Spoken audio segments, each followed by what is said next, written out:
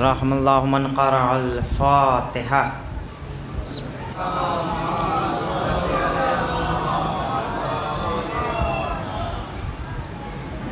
ماشاء اللہ لا حول ولا قوة الا باللہ العلی العظیم. اعوذ باللہ من الشیطان اللعین الرجیم. بسم اللہ الرحمن الرحیم. الحمد للہ الذی ہدانا لہذا وما كنا لنهتدي لولا أن هدانا الله. لقد جاءت رسل ربنا بالحق. الصلاة والسلام والتحية والإكرام سيدنا وطبيب قلوبنا سید الدعوة النبوية والصولة الحيدرية والعصمة الفاطمية والعلم الحسنية وشجاعة الحسينية والعبادة السجادية والمعصر الباقرية والعلم الجعفرية والعلوم الكاظمية والحجج الرضوية وجود التقویہ والنقاوة النقویہ والحیبة العسکریہ والغیبة الالہیہ بالقاسم محمد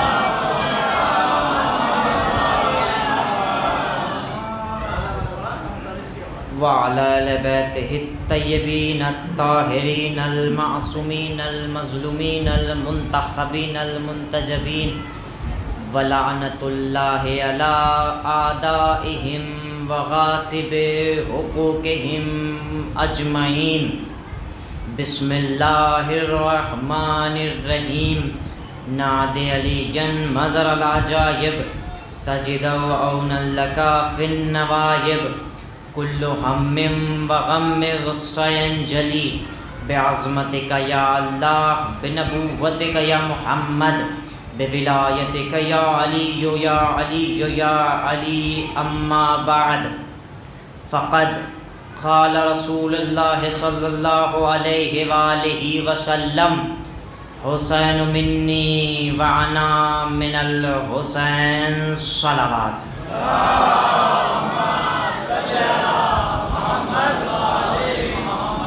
اس سے بہتر صلوات بھیجیں عظمت آل محمد پر.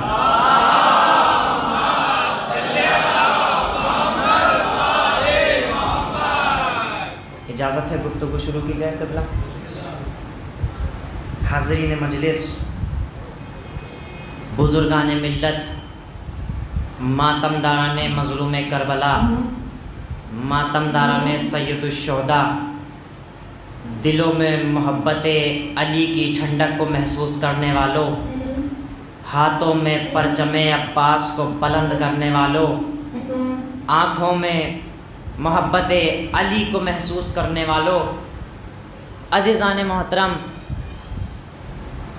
آج کا وہ دور ایسا دور ہے کہ اس کورونا کے دور میں ہم نے کوئی عزاخانہ قبلہ ایسا نہیں دیکھا کہ جس میں لوگ امام حسین کے نام پر اکٹھا نہ ہوئے ہوں. توجہ ہے؟ کوئی عزاخانہ ایسا نہیں دیکھا کہ جس میں لوگ امام حسین کے نام پر اکٹھا نہ ہوئے ہو. ہم نے بستی بستی دیکھا، شہر شہر دیکھا، قریہ قریہ دیکھا، محلہ محلہ دیکھا، چوراہا چوراہا دیکھا، سپہر سپہر دیکھا، رات رات دیکھی، دن دن دیکھا. ہم نے پوری ایک محرم سے لے کے اور آج تک کوئی عزاخانہ ایسا نہیں دیکھا کہ جس میں لوگ امام حسین کے نام پر اکٹھے نہ ہوئے ہو، امام حسین کے نام پر جمع نہ ہوئے ہو، امام حسین کے نام پر ایک جگہ اکٹھے نہ ہوئے ہو، جملہ دینے لگا ہوں، امام حسین کے نام پر اکٹھے نہ ہوئے ہو، ہم نے ایک جگہ امام حسین کے نام پر اکٹھا ہو کے دنیا کو بتایا ہے، اے دنیا والو دیکھ لو، نہ حسین کل اکیلا تھا، اللہ جانے کہاں بیٹھے ہیں، نہ حسین کل اکیلے تھے، نہ آج اکیلے ہیں، نہ قیامت تک اکیلے رہیں گے۔ لوگ سمجھتے ہیں حسین کل بھی اکیلے تھے، آج بھی اکیلے ہیں، قیامت تک اکیلے رہیں گے۔ ہم نے بستی بستی جمع ہو کے، شہر شہر جمع ہو کے، قریہ قریہ جمع ہو کے، محلہ محلہ جمع ہو کے، ہم نے عزا خانوں میں جمع ہو کے دنیا کو بتایا، اے دنیا والو دیکھ لو، حسین ہم کل بھی حسین کے ساتھ تھے، آج بھی حسین کے ساتھ ہے، قیامت تک حسین کے ساتھ رہیں گے۔ درود بھیجئے عظمت آل محمد پر۔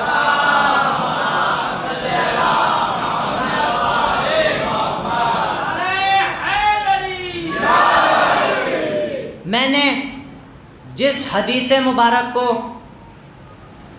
تلاوت کیا ہے، تلاوت کرنے کا شرف حاصل ہوا ہے اور آپ کو سننے کا شرف حاصل ہوا ہے، بڑی مشہور و معروف حدیث، اور مجھے نہیں لگتا کہ اس کا ترجمہ کرنا بھی میرے لیے ضروری ہے، کیونکہ الحمدللہ ہماری قوم کا بچہ بچہ اس حدیث کا حافظ ہے، لیکن پھر بھی میں چھوٹے بچوں کے لیے عرض کر دوں، حضور سرور کائنات رسالت مآب حضرت محمد مصطفیٰ صلی اللہ علیہ وآلہ وسلم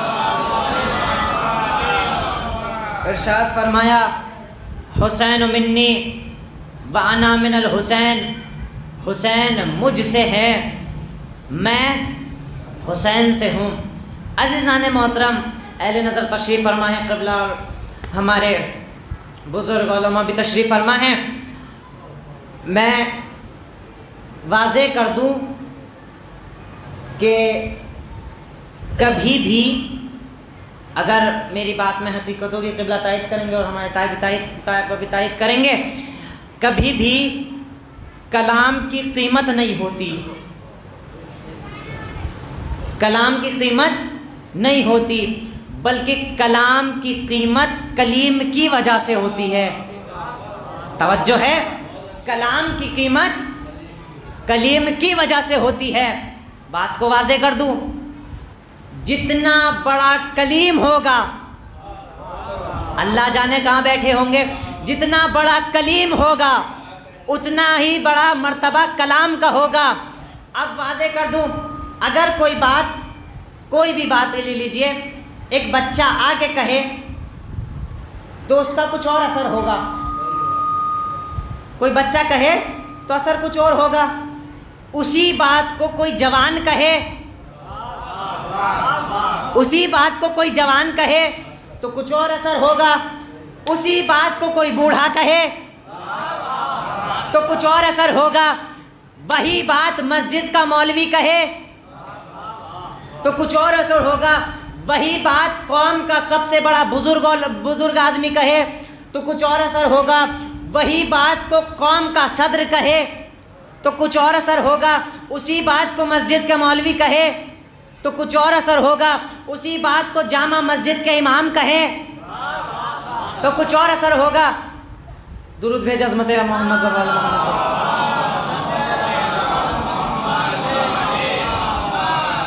اسی بات کو جامع مسجد کے امام کہیں تو کچھ اور اثر ہوگا۔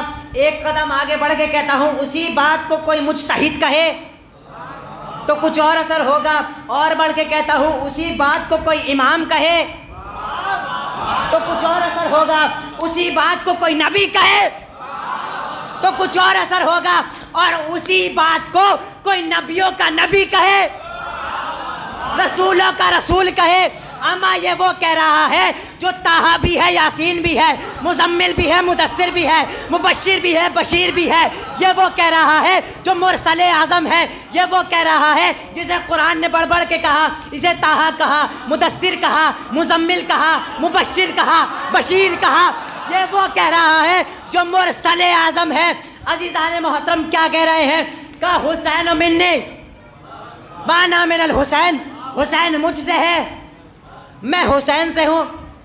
عزیزان محترم، یہ اس کا لفظی ترجمہ ہے۔ قبلہ بڑی معذرت کے ساتھ گفتگو شروع کر چکا ہوں۔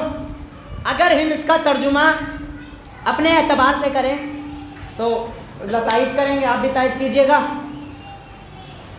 حسین منی وانا من الحسین، ہم اس کو لفظی ترجمے میں کہہ سکتے ہیں کہ رسول نے کہا حسین مجھ سے ہے، میں حسین سے ہوں۔ مطلب کیا؟ یعنی جیسا میں، اللہ جانے کہاں بیٹھے ہوں گے، یعنی جیسا میں ویسے حسین۔ عزیزان محترم، پوری کائنات میں دیکھ لیجئے، پوری کائنات میں صرف آپ کو 4 ایسے ملیں گے جن کو سامنے بٹھا کے رسول نے کہا یہ مجھ جیسے۔ صرف 4 ایسے ملیں گے جنہیں سامنے بٹھا کے رسول نے کہا کہ یہ مجھ جیسے۔ یا تو حضرت علی کے لیے کہا یہ مجھ جیسے، حدیث یاد ہے، انا ولی من نور الواحد، میں اور علی ایک ہی نور سے ہیں۔ مطلب کیا؟ جیسے علی ویسا میں، جیسا میں ویسے علی۔ یا پھر شہزادی کے لیے کہا فاطمہ تو بضعۃ منی، فاطمہ میرے جگر کا ٹکڑا ہے۔ مطلب کیا؟ جیسی فاطمہ ویسا میں، جیسا میں ویسی فاطمہ۔ یا پھر امام حسن کے لیے کہا حسن منی وانا منہ، مطلب کیا؟ جیسا میں ویسا حسن، جیسا حسن ویسا میں۔ یا پھر امام حسین کے لیے کہا حسین منی وانا من الحسین، یعنی کیا؟ جیسا میں ویسا حسین، جیسا میں ویسا حسین۔ آپ اس فرش سے لے کے اور اس چھت تک کتابوں کے انبار لگا دیجئے اور دل پہ ہاتھ رکھ کے مجھے ایک بات بتائیے، رسول نے بارہا کہا، بار بار کہا، لگاتار کہا یہ مجھ جیسے، یہ مجھ جیسے، یہ مجھ جیسے، لیکن کہیں نہیں ملے گا ان 4 میں سے کسی ایک نے بھی کہا ہو کہ ہم نبی جیسے۔ کہیں نہیں ملے گا کسی ایک نے بھی کہا ہو کہ ہم نبی جیسے۔ کہہ دیتے، مولا علی کہہ دیتے، کچھ فرق پڑتا؟ آپ ایمان سے بتائیے کچھ فرق پڑتا؟ بھائی جب مثلا رسول نے کہا کہ علی مجھ جیسے، میں علی جیسا، تو علی مولا علی بھی کہہ دیتے بھائی رسول مجھ جیسا، میں رسول جیسا۔ کچھ فرق پڑتا ہے نہیں بھائی؟ کچھ فرق نہیں پڑتا، نہیں پڑتا۔ اچھا چلیے مولا علی نے نہیں کہا، شہزادی کہہ دیتی، ان کا تو حق تھا، کہہ دیتی بابا مجھ جیسا، میں بابا جیسی۔ چلیے انہوں نے بھی نہیں کہا، حسنین کہہ دیتے ہم نانا جیسے، نانا ہم جیسا۔ ہم نانا جیسے جملہ دینے لگا ہوں، نانا ہم جیسا۔ میں کہوں گا مولا آپ نے کہا کیوں نہیں؟ کہہ دیتے کہ نبی ہم جیسا، ہم نبی جیسے۔ مولا نے کہا ہم کہہ دیتے، لیکن ہم نے اس لیے نہیں کہا کیونکہ آنے والی دنیا میں کوئی مورخ لکھ دیتا، کسی مولوی کو اجازت مل جاتا کہ ہم اس لیے کہہ رہے ہیں کیونکہ علی نے بھی کہا تھا، حسن نے بھی کہا تھا، حسین نے بھی کہا تھا، فاطمہ نے بھی کہا تھا۔ انہوں نے کہا ہم کہیں گے نہیں اور قیامت تک کے لیے تالا لگا دیں گے۔ اما دنیا والے یاد رکھو، جب محمد کے ہمزاد محمد جیسے نہیں ہو سکتے، کوئی بدذات محمد جیسا کیسے؟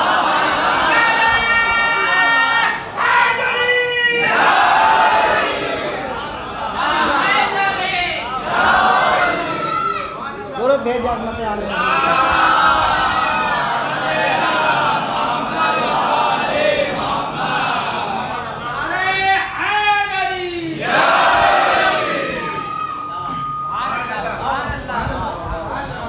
کہہ دیتے نبی ہم جیسا، ہم نبی جیسے، لیکن نہیں کہا۔ عزیزان محترم، آج کا وہ دور ایسا دور آ گیا ہے کہ لوگ یزید کی حمایت میں نکل پڑے ہیں۔ حالات حاضرات کے سامنے کچھ کہنے کی ضرورت نہیں ہے۔ یزید زندہ باد کے نعرے لگے جا رہے ہیں، یزید کو رضی اللہ بتایا جا رہا ہے کھلے عام۔ درود بھیج عظمت آل محمد پر۔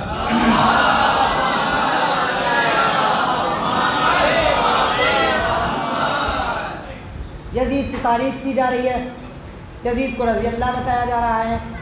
عزیزان محترم، اب ہمیں ہی انہیں جواب دینا پڑے گا، ہمیں ہی بتانا پڑے گا کہ تم جس کی حمایت میں نکلے ہو اس کا شجرہ کیا ہے، اس کا حسب کیا ہے، اس کا نسب کیا ہے۔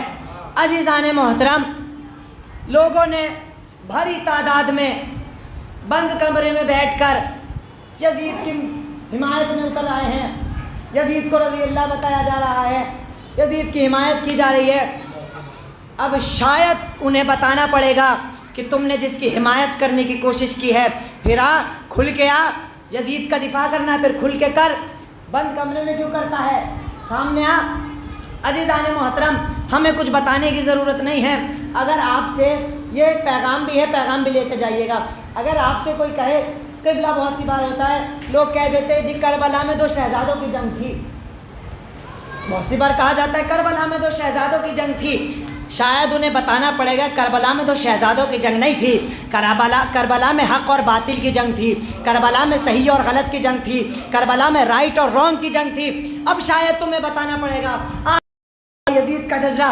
عزیزان محترم، بہت توجہ کے ساتھ سنیے گا، اور اگر آپ سے کوئی آ کے کہے نا کہ کربلا میں 2 شہزادوں کی جنگ تھی، اس کے سامنے یہ دونوں شجرے رکھ دیجئے گا، پھر وہ خود بھول جائے گا کہ میں کہنے کیا آیا ہوں۔ عزیزان محترم، بڑی تسلی کے ساتھ سنیے۔ حسین 3 شعبان کو مدینے میں بطول کے گھر قرآن بن کے نازل ہوئے۔ میرے بابا جیسا تیرا بابا نہیں، میرے دادی جیسا، میرے بابا جیسا تیرا بابا نہیں، میرے دادا جیسا تیرا دادا نہیں، میری ماں جیسی تیری ماں نہیں، تو جیسا میں نہیں۔ ہائے اللہ جانے کہاں بیٹھے ہوں گے۔ تو جیسا میں نہیں، مجھ جیسا تو نہیں، اپنے لاکھوں لے کے تو آ، اپنے 72 لے کے میں آتا ہوں۔ قیامت تک کے لیے پوری طاقت سے جملہ دینے لگا ہوں، قیامت تک کے لیے ہر حلال زادے کو، ہر حلال زادے کو، امام حسین کے جملے پہ توجہ کیجئے، ہر حلال زادے کو یہ کہنے پہ مجبور کروں گا حسین زندہ آباد ہے، یزید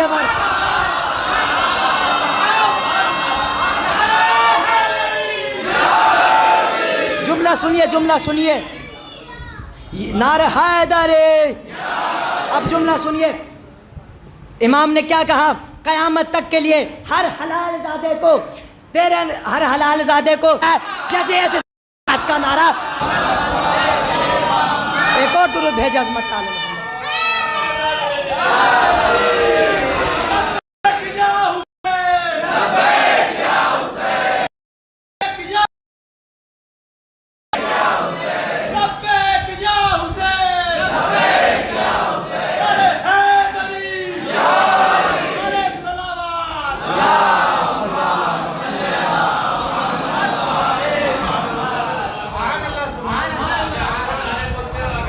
تھوڑا آگے آگے تو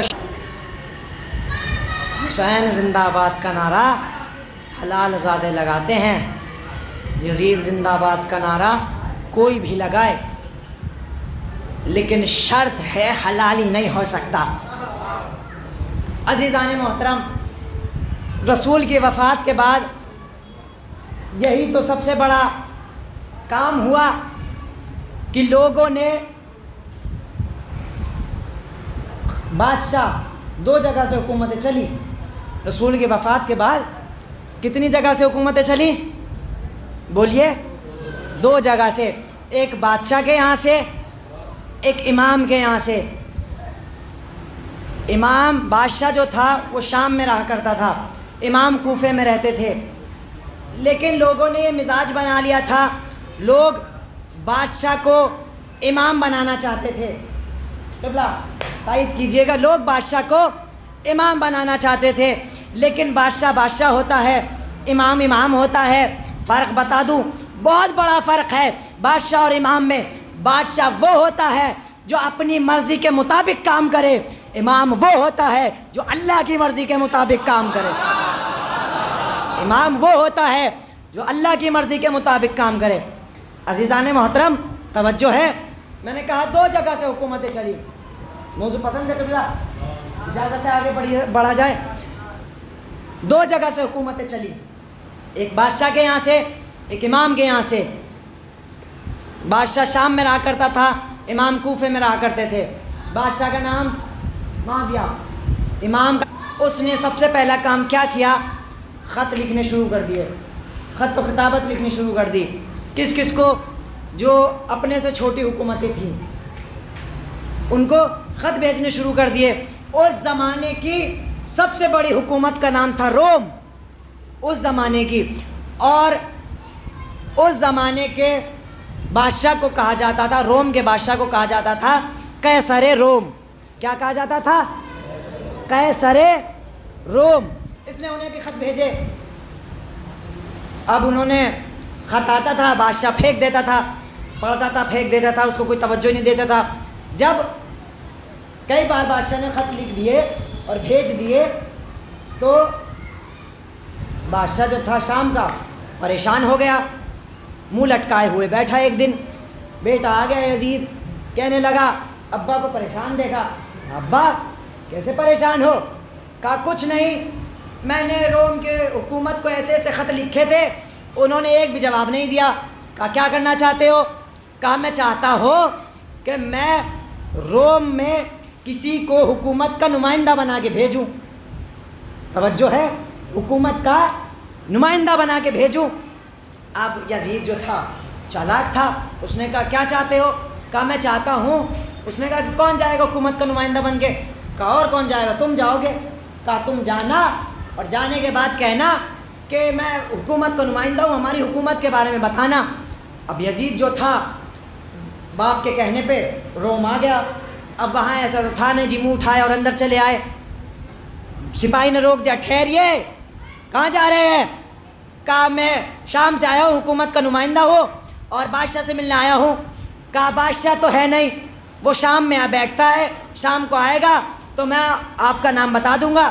اگر ان کی دل میں تمنا ہوگی آپ سے ملنے کی تو آپ سے ملاقات ہوگی، ورنہ تو یہیں سے خداحافظ ہو جائیے گا. بادشاہ شام میں آیا، آنے کے بعد تخت پہ بیٹھا. اب یہ سپاہی پہنچ گیا کہ حضور ایسے ایسے ایک شخص آیا ہے، اپنے آپ کو شام سے بتا رہا ہے اور حکومت کا نمائندہ بتا رہا ہے. اس نے، کیونکہ بادشاہ بھی چالاک تھا، اس نے اپنے برابر میں سے ایک خالی پیپر، کوڑا کاغذ نکالا اور وہ سپاہی کو دیتے ہوئے کہا جاؤ اور جا کے اس نمائندے سے کہنا کہ اس میں وہ لکھے جو ہم بتا رہے ہیں. کہ کیا لکھنا ہے؟ کہ اس میں لکھوانا کہ جس حکومت کا وہ ننیحال کیا تھی، حسب کیا تھا، نسب کیا تھا، پورا ایڈریس لکھوا کے لے کے آؤ. سپاہی کو قبلہ لکھا، امیر المومنین خلیفۃ المسلمین. توجہ ہے، امیر المومنین خلیفۃ المسلمین. اب بادشاہ کے پاس پورا خط پیش کیا گیا. بادشاہ نے شروع سے لے کے آخر تک پڑھا، لیکن نگاہیں وہیں جا کر ٹھہر گئیں. اس نے کہا امیر المومنین خلیفۃ المسلمین، مسلمانوں کا خلیفہ، مسلمانوں کے خلیفہ کا نمائندہ. اب بادشاہ نے کہا بھائی اس سے نہیں ملے تو یہ تو جنگ کا آغاز ہو جائے گا. کیوں؟ کیونکہ یہ تو وہی مسلمان ہیں جو ایک اونٹ کے بچے پر کئی سال لڑتے تھے. اب اس نے گھبرا گیا کہ میری سلطنت کہیں خطرے میں نہ پڑ جائے. بادشاہ نے کہا ایک کام کرو، کل جب تم بازار جانا تاجر کو پکڑ کے لانا. تاجر سمجھتے ہیں؟ تجارت کرنے والے، بزنس مین، ان کو پکڑ کے لانا. کہا کون کون سے؟ کہا ایک کوفے کا ہونا چاہیے، ایک شام کا ہونا چاہیے. اب وزیر نے، بہت جلدی پڑھ رہا ہوں، وزیر نے دونوں کو لے کے آیا، ایک شام کا ایک کوفے کا. اس نے کہا جی شام والا کون ہے؟ کہا جی میں ہوں. کہا کوفے والا کون ہے؟ کہا جی میں ہوں. شام والے سے پوچھا تمہارے یہاں حکومت کون کرتا ہے؟ کہا جی امیر المومنین. کہا تمہارے یہاں کون کرتا ہے؟ کہا جی امیر المومنین. بادشاہ نے کہا واہ، ایک شخص ایک وقت میں دو جگہ حکومت کیسے کرتا ہے؟ بادشاہ نے کہا کہ جی بتائیے. شام والے سے پوچھا کیا تم نے اپنے امیر المومنین کو دیکھا ہے؟ کہا جی بالکل دیکھا ہے، روز شام کو رہتے ان کے ساتھ ہیں. کوفے والے سے پوچھا تم نے دیکھا ہے؟ کہا جی بالکل دیکھا ہے. کہا جی روز ان کے پیچھے نماز پڑھتے ہیں. اب اس نے دونوں کو الگ الگ کمرے میں بھیج دیا اور دو مصوروں کو بلایا، یعنی تصویر بنانے والے دونوں کو بلایا. ایک کو شام والے کے کمرے میں بھیجا، ایک کو کوفے والے کے. انہوں نے سورج طلوع ہو رہا ہو، رخسار ایسے جیسے آسمان کا سورج روشنی لے رہا ہو، ناک ایسی جیسے صراط مستقیم کا پتہ دے رہی ہو. تصویر بن کے سامنے آ گئی. دونوں آرٹسٹ نکل کے باہر آئے. کہا جی بادشاہ سلامت، اجازت ہے کہ ان کے نیچے نام لکھ دیا جائے؟ بادشاہ نے کہا نہیں، نام تم مت لکھنا، اس کا پتہ میں لگا لوں گا. شام والے کو بھی بھیج دیا، کوفے والے کو بھی بھیج دیا. اب بادشاہ نے کمرے میں آیا، دونوں تصویروں کو سامنے رکھا. رکھنے کے بعد کہا، دونوں تصویروں کو دیکھا. بادشاہ نے وزیر کو حکم دیا کہ جاؤ اور روم کے اندر جتنے بھی علماء ہیں، جتنے بھی عالم ہیں، سب کو بلا لاؤ۔ اس نے کہا جی ٹھیک ہے، اعلان ہو گیا، سب آ گئے۔ انہوں نے کہا، آنے کے بعد توریت والا توریت لے کے آ گیا، زبور والا زبور لے کے آ گیا، انجیل والا انجیل لے کے آ گیا، قرآن والا قرآن لے کے آ گیا۔ بادشاہ کے سامنے حاضر ہو گئے۔ کہا بادشاہ کیا ہوا، خیریت تو ہے؟ کہا ہاں خیریت ہے۔ کہا ان دونوں تصویروں کو دیکھو، دیکھنے کے بعد اپنی اپنی کتابوں کو کھولو۔ کہا کتابوں کو کھول کے کیا کرے؟ بادشاہ نے عجیب جملہ کہا، کہا جس کا چہرہ کتاب میں نظر آئے، اللہ جانے کہاں بیٹھے ہوں گے، جس کا چہرہ تمہیں قرآن میں نظر آئے اس کے نیچے دستخط کر دینا۔ توریت والے نے توریت کھولی، زبور والے نے زبور کھولی، انجیل والے نے انجیل، قرآن والے نے قرآن کھولا گئے۔ اب جب سب دستخط کر کے چلے گئے، بادشاہ کمرے میں آیا، آنے کے بعد دیکھا، وزیر کو بلایا، کہا تعجب ہے؟ کہا کیا ہوا؟ وزیر نے کہا کیا ہوا بادشاہ سلامت؟ کہا ایک تصویر تو وہ ہے جس پر دستخط ہی دستخط ہے، ایک تصویر وہ ہے جس پر کسی نے انگوٹھا بھی نہیں لگایا، ایک تصویر وہ ہے جس پر کسی نے انگوٹھا بھی نہیں لگایا۔ عزیزان محترم، بادشاہ نے کہا کیا مذاق ہے، جاؤ سب کو بلا کے دوبارہ لے کے آؤ۔ سب آ گئے۔ کہا بادشاہ سلامت خیریت تو ہے، پھر کیوں بلایا ہے؟ کہا یہ کیا کیا تم نے؟ کہا ہم نے کیا کیا؟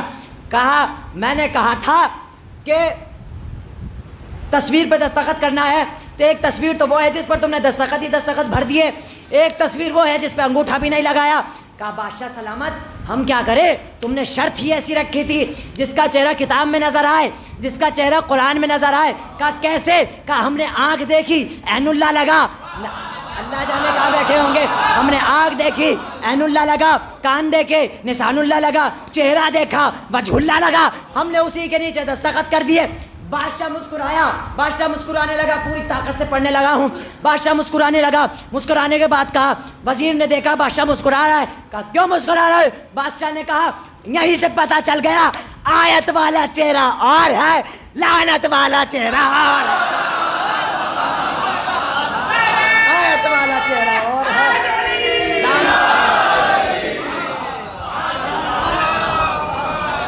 درود بھیجے آل محمد کو۔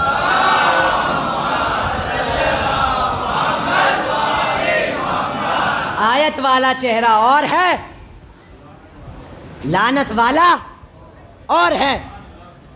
اب بادشاہ نے وزیر کو بلایا، بلانے کے بعد کہا کہ تم ایک کام کرنا۔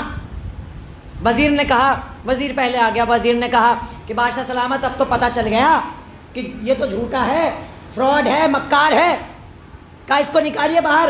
بادشاہ نے کہا نہیں، ایسے نہیں نکالنا، کہا جھوٹے کو جھوٹے کی حد تک چھوڑ کے آنا چاہیے۔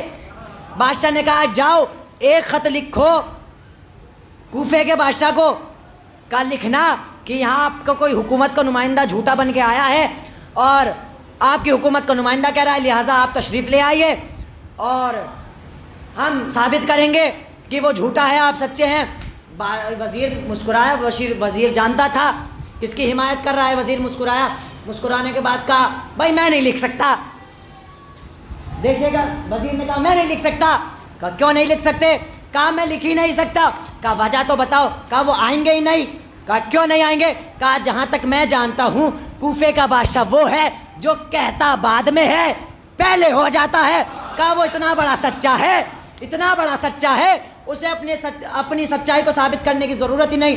کہا تو پھر کیا کریں؟ کہا ایک کام کیجئے، آپ لکھیے، یا تو آپ خود آئیے یا اپنے جیسے کو بھیجیے۔ موضوع بھولے تو نہیں؟ حسین کے لیے، امام حسین کے لیے فرمایا حسین مجھ جیسا، میں حسین جیسا، یا تو آپ خود آئیے یا اپنے جیسے کو بھیجیے۔ خط لکھا گیا، قاصد پہنچ گیا، مولا علی ممبر کوفہ پر بیٹھے ہوئے تھے۔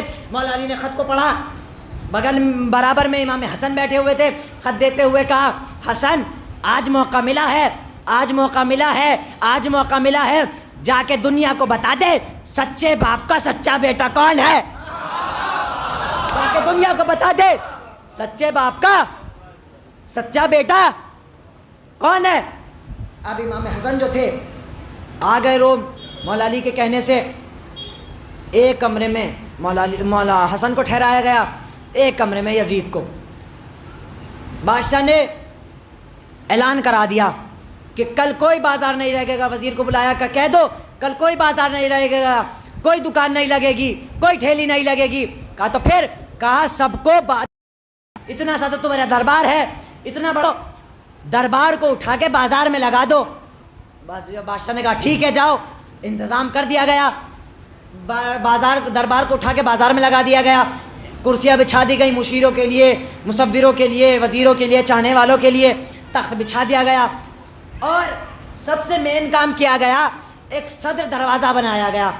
صدر دروازہ سمجھتے ہیں؟ مین گیٹ, جیسے یہ مین گیٹ ہے نا, ایسے ہی صدر دروازہ بنایا گیا. لوگ اکٹھا ہو گئے. سب سے پہلے جا کے بادشاہ بیٹھا. لوگوں نے پوچھا بادشاہ خیریت تو ہے, ہمیں کیوں بلایا ہے؟ بادشاہ نے کہا تمہیں اس لیے بلایا ہے, ایک ہی پوسٹ کے 2 دعوے دار ہیں, تمہیں دیکھ کے بتانا ہے کون سچا ہے کون جھوٹا ہے. انہوں نے کہا جی ٹھیک ہے. بادشاہ بیٹھ گیا. بادشاہ نے حکم دیا جاؤ یزید کو بلا کے لے کے آؤ, شام والے کو بلا کے لے کے آؤ. اب سپاہی پہنچ گیا. اب کہا ہے یزید سجا سمرا تیار ہوتا ہے. اس صدر دروازے پہ یزید آیا. آنے کے بعد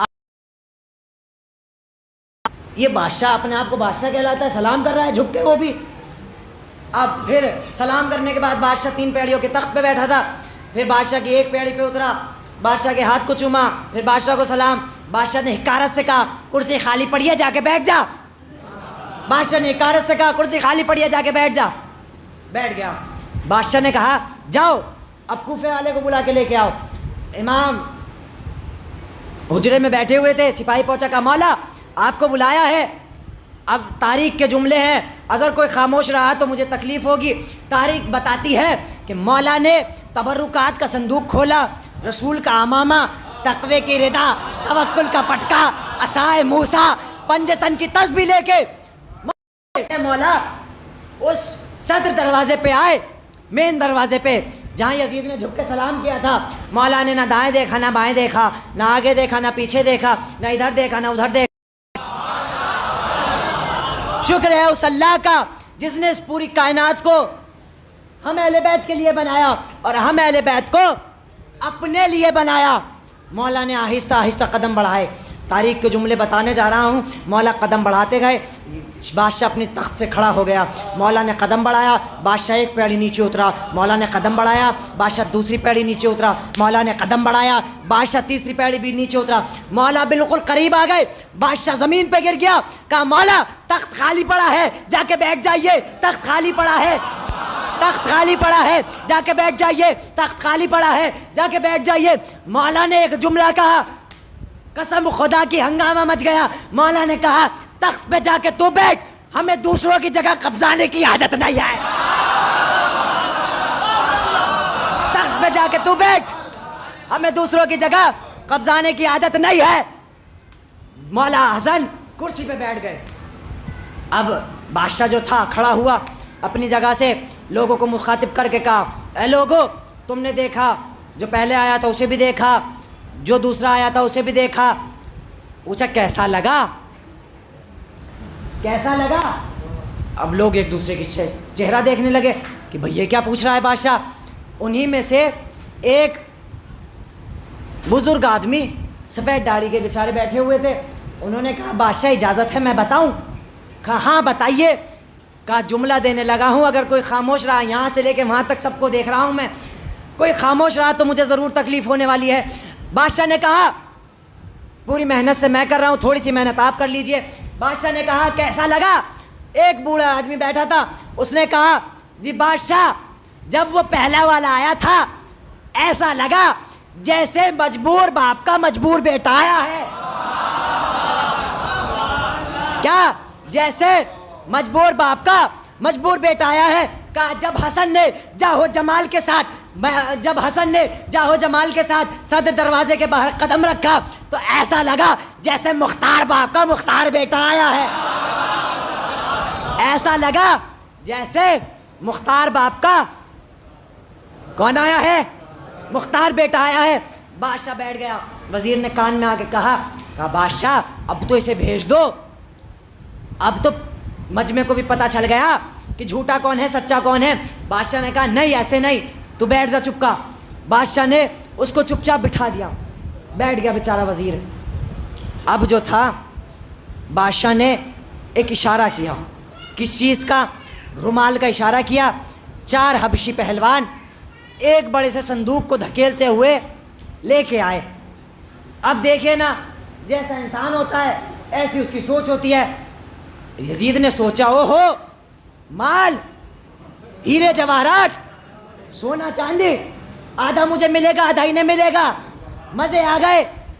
امام حسن مطمئن بیٹھے ہیں آرام سے, کوئی ٹینشن نہیں. اب قریب آیا, حبشی پہلوان چلے گئے. بادشاہ نے ایک سپاہی کو اشارہ کیا کہ جاؤ صندوق کو کھولو. صندوق کھولا گیا, کہا نکالو. سپاہی جھکا, اس نے نکالا. کیا نکالا؟ بادشاہ بتاتا ہے کہ اس نے ایک فوٹو نکالا, ایک فریم نکالا. بادشاہ کے پاس لایا. بادشاہ اپنی جگہ سے اٹھا, یزید کے پاس پہنچا. کہا بھائی پہچانتے ہو؟ کس سے پوچھ رہا ہے؟ کس سے پوچھ رہا ہے؟ یزید سے. کہا پہچانتے ہو؟ یزید نے چاروں طرف دیکھا, تصویر کو دیکھا, بادشاہ کو دیکھا. کہا جی میں نہیں پہچانتا. کہا میں نہیں پہچانتا. اب یزید کا جملہ سنیے, قسم خدا کی یزید کے جملے پہ بھی ہنگامہ مچا. سنیے گا یزید نے کیا جملہ دیا. کہا میں نہیں جانتا. یزید سے کہا تو نہیں جانتا, چل تو نہیں جانتا تو تیرا باپ جانتا ہوگا. یزید کا جملہ سنیے, ہنگامہ مچ گیا. یزید نے کہا سن, اگر میرا باپ جانتا ہوتا تو مجھے بتا کے نہ بھیجتا. اگر میرا باپ جانتا تو مجھے بتا کے بھیجتا, بتایا نہیں. اب جو تھا یہ اس نے کہا کسی نہیں پہچانتے. کہا نہیں پہچانتا. درود بھیج عظمت آل محمد. کہا جی نہیں پہچانتا. اس نے کہا ٹھیک ہے لا. فوٹو چھینا, امام حسن کے پاس پہنچا, زمین پہ بیٹھ گیا, ایک ہاتھ مولا کے زانوں پہ رکھا, ایک ہاتھ مولا کے فریم کو پکڑا. اس نے کہا مولا میں جانتا ہوں کہ آپ جانتے ہیں, لیکن اس یزید کو بتانے کے لیے اور اس مجمع کو بتانے کے لیے آپ بتائیے یہ کس کی تصویر ہے. مولا نے تصویر کو دیکھا, ایک عجیب جملہ کہا. مولا نے کہا ہم نہیں بتائیں گے. کیا کہا؟ ہم نہیں بتائیں گے. اب یزید جو تھا پسینے آ گئے, بادشاہ جو تھا پسینے آ گئے. کہا مولا آپ نہیں بتائیں گے. کہا مولا اس نے نہیں بتایا, اس کا تو بنیادی حق تھا. یہ جاہل, اس کا باپ جاہل, اس کا دادا جاہل. مولا آپ تو اس کے بیٹے ہیں جس نے اعلان کیا ہے جو بھی پوچھنا ہے ہم سے پوچھو, ہم زمین سے زیادہ آسمان کے راستے جانتے ہیں. کہا مولا آپ نہیں بتائیں گے. مولا نے کہا سن, اگر ہم بتا دیں گے. مولا نے کہا ہم نہیں بتائیں گے. کیوں نہیں بتائیں گے؟ مولا نے کہا اگر ہم بتا دیں گے تو ایک تصویر کو پوچھے گا پھر بیٹھ جائے گا. اگر ہم بتا دیں گے تو صندوق کے اندر جو 312 اور ہے ان کا کون بتائے گا؟ بادشاہ نے سنا 312. اب جو مجمع بیٹھا تھا اس میں کونیاں چلنے لگی. کہیں نے تو یہ بھی پتا ہے کہ اس میں 312 اور ہے. اب یزید جو تھا حیران ہو گیا کہ انہیں بھی پتا ہے 312 اور ہیں. اب مولا نے کہا نکال. سب کو نکالا گیا. یزید نے ماتھے پہ ہاتھ مار کے کہا لو, مجھ سے تو ایک نہیں بتائی جا رہی تھی, انہوں نے 312 اور نکلوا لی. اب اس زمانے میں کوئی دیوار تھی تو لیکن کیل نہیں تھی, تو 312 سپاہی تصویروں کو لے کے کھڑے ہو گئے. مولا نے اپنی ابا کو سمیٹا, امامے کو سنبھالا. ابا کو سنبھال کے مولا اپنی جگہ سے اٹھے, قدم آگے بڑھایا. مولا نے کہا بادشاہ چل میرے ساتھ چل, تجھے بتاتا ہوں یہ کون کون ہیں. اب بادشاہ اٹھا, امام آگے آگے, بادشاہ پیچھے پیچھے, امام آگے آگے, بادشاہ پیچھے پیچھے, امام آگے آگے, بادشاہ پیچھے پیچھے. امام آ کے رکے, بادشاہ بھی رکا. امام نے کہا دیکھ سن, یہ آدم ہے, یہ نوح ہے, یہ موسیٰ ہے, یہ عیسیٰ ہے, یہ یحییٰ ہے, یہ زکریا ہے, یہ ابراہیم ہے, یہ اسماعیل ہے, یہ داؤد ہے, یہ الیاس ہے, اور یہ میرا نانا محمد ہے.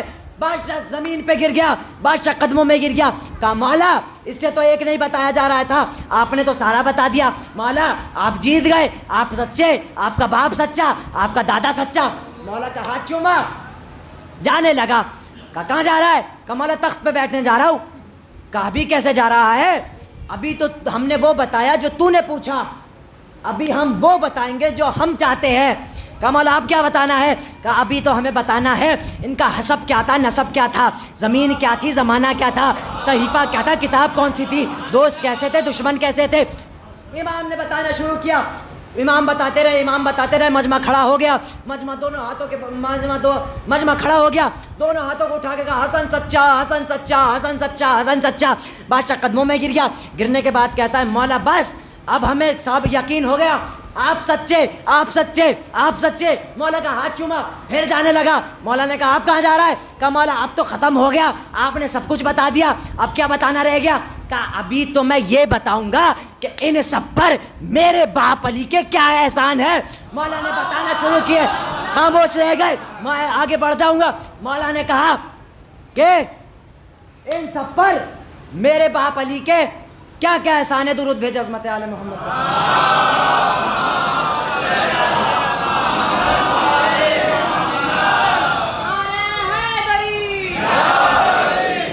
کہا بھی تو یہ بتانا ہے ان سب پر میرے باپ علی کے کیا کیا احسان ہے۔ کہا مولا کیا؟ کہا سن، یہ آدم ہے، اس کی توبہ میرے باپ نے قبول کرائی، یہ نوح ہے، اس کی کشتی میرے باپ نے پار لگائی، یہ ابراہیم ہے، اس کے لیے آگ میرے باپ نے بجھائی، یہ موسیٰ ہے، اس کے لیے دریا میں راستہ میرے باپ نے بنایا، یہ سلیمان ہے، اس کے لیے تخت میرے باپ نے اڑایا۔ بادشاہ قدموں میں گر گیا، گرنے کے بعد کہتا ہے مولا اب یقین ہو گیا، آپ سچے، آپ کا باپ سچا۔ لیکن بادشاہ نے ایک عجیب جملہ کہا، مولا میں اس بات سے حیرت ہوں، اگر بیٹا آیا ہے تو یہ عالم ہو گیا، اگر باپ آ جاتا، اگر بیٹا ایسا ہے باپ کیسا ہوگا؟ بادشاہ نے بڑے ادب سے کہا مولا آپ سچے، آپ کا باپ سچا اور آپ کا خاندان سچا۔ میں نے بتایا یہ وہ سچے ہیں جو ہر عمل میں سچے ہیں۔ کل انشاءاللہ میں شہادت سناؤں گا بی بی کی، لیکن آج میرا دل چاہتا ہے کہ آج اس سکینہ کی مصائب سناؤں کہ جس پر بہت مصیبتیں ڈھائی گئیں۔ عزیزان محترم، میں ایک جملہ اکثر کہا کرتا ہوں، بے شک آپ فضائل علی امیر بن کے سنا کیجئے، اتنے امیر بن جایا کیجئے کہ آپ سے زیادہ فضائل علی سننے والا کوئی نہیں ہے، لیکن ہاں جب مصائب ہوا کرے اتنے غریب بن جایا کرے جیسے ایک بوڑھا باپ اپنے جوان لال کے لاشے پہ روتا ہے، دہاڑے مار مار کے روتا ہے۔ عزیزان محترم، یہ فرش اعظم بچ جاتا ہے، کائنات کی عظیم المرتبت شہزادیاں آتی ہیں، ایک بی بی جنت البقیع کی بوسیدہ قبر سے اپنے پہلو پر ہاتھ رکھے ہوئے تشریف لاتی ہیں۔ جانتے ہیں کیوں آتی ہیں؟ فضائل سننے نہیں آتی، انہیں اپنے بیٹے کے فضائل ہم سے زیادہ پتہ ہیں، آتی ہے تو مصائب سننے، اپنے بیٹے کا پرسہ لینے۔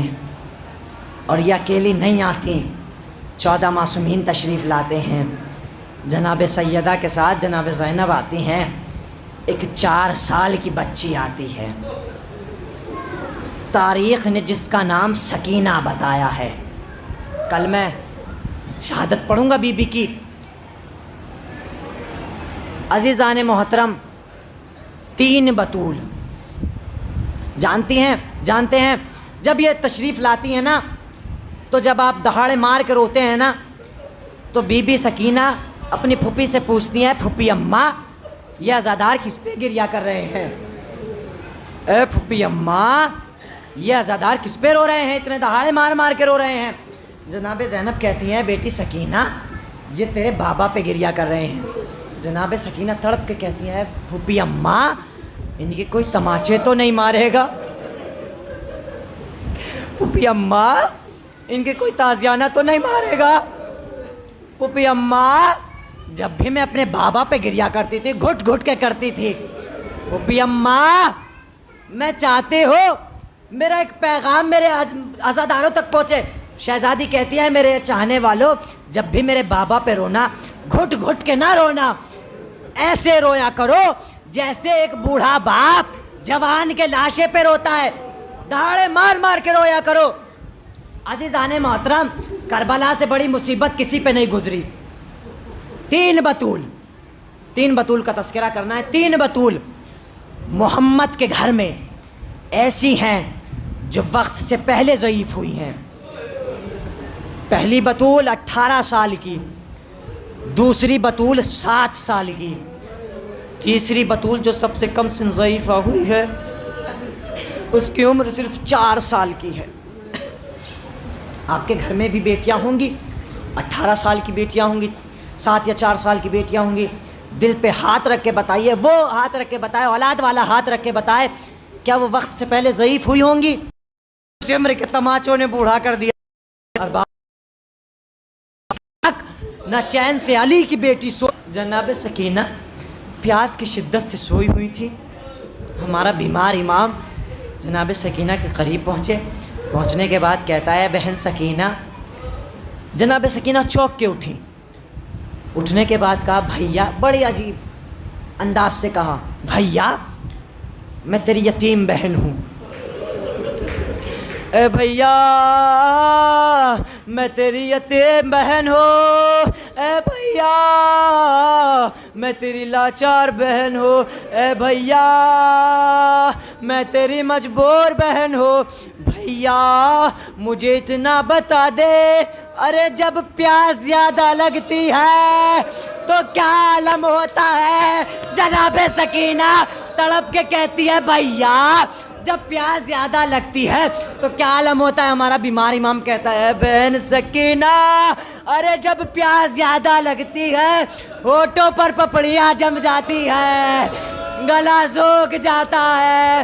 کہا بھیا اگر پیاس اس سے زیادہ ہو تو کیا عالم ہوتا ہے؟ جناب سکینہ کہتی ہیں بھیا اگر پیاس اس سے زیادہ ہو تو کیا عالم ہوتا ہے؟ ہاں باب ازا ہمارا بیمار امام تڑپ کے کہتا ہے سکینہ جب پیاس زیادہ ہو گلا سوکھ جاتا ہے، حلق میں کانٹے پڑنے لگتے ہیں، ہڈیاں چٹکنے لگتی ہے. لیجیے عزیزان محترم آپ نے گریہ کر لیا، میں نے ختم کر دی. جناب سکینہ کہتی ہیں بھیا اگر پیاس اس سے زیادہ ہو تو کیا عالم ہوتا ہے؟ کہا بہن سکینہ جب پیاس اس سے زیادہ ہو نا تو کھال گوشت کو چھوڑ دیتی ہے. جناب سکینہ نے تڑپ کے ایک جملہ کہا اے میرے بھیا پیاس اتنے بڑھ گئی میرا گلا سوکھ گیا، حلق میں کانٹے پڑنے لگے، ہڈیاں چٹکنے لگی، میری کھال نے میرے گوشت کو چھوڑ دیا. واہ غربتا، واہ مصیبتا، واہ مظلومہ، انا للہ و انا الیہ راجعون. رضاً بقضائہ و تسلیما لامرہ. بار لا تجھے واسطہ محمد والے محمد کا جو غریب ہے ان کی غربت کو دور فرما. بار لا تجھے واسطہ محمد والے محمد کا تجھے جناب سید سجاد کی بیماری کا واسطہ. پروردگارہ عزیزان محترم امام سے روایت ہے کہ جب بھی دعا مانگو تو اس طریقے سے دعا مانگو جیسے غلام اپنے بادشاہ کے سامنے گڑ گڑاتا ہے، رو رو کے دعا مانگو. عزیزان محترم پروردگارہ تجھے جناب سید سجاد کی بیماری کا واسطہ، جو بیمار ہیں ان کو صحت کامل عاجل عطا فرما. پروردگار تجھے جناب مسلم کے قرض کا واسطہ، جو مقروض ہیں ان کا قرض غیب سے ادا فرما. پروردگار تجھے واسطہ محمد آل محمد کا جو غمزدہ ہیں، تجھے کربلا کے ان غمگین ماروں کا واسطہ. پروردگارہ تمام جتنے بھی یہاں حاضرین بیٹھے ہیں ان سب کی حاجات کو قبول فرما. پروردگارہ تجھے واسطہ محمد والے محمد کا. پروردگارہ کربلا آباد ہے، نجف آباد ہے، شام سیریا آباد ہے، ویران ہیں تو 3 بیٹیوں کے روزے، محمد مصطفیٰ کی بیٹی کا روزہ، علی مرتضیٰ کی بیٹی کا روزہ، حسین غریب کی بیٹی کا روزہ. مگر پروردگارہ فرق ہے، حسین غریب کی بیٹی کا روزہ ویران ہے مگر قبر پہ سایہ ہے، علی مرتضیٰ کی بیٹی کا روزہ ویران ہے مگر قبر پہ سایہ ہے۔ پروردگار ہم سب دعا کرتے ہیں اس بار الہ تجھے پنجتن پاک کا واسطہ ان قبروں پر سائے ایسی اسی طرح محفوظ فرما پروردگار۔ لیکن ہائے غضب ہے، ویران ہے تو محمد مصطفیٰ کی بیٹی کا روزہ، نہ قبر پہ سایہ ہے نہ روزہ تعمیر ہے۔ پروردگار تجھے واسطہ محمد آل محمد کا تیری عظمت و طہارت کا جلد از جلد جنت البقیع کی تعمیر فرما۔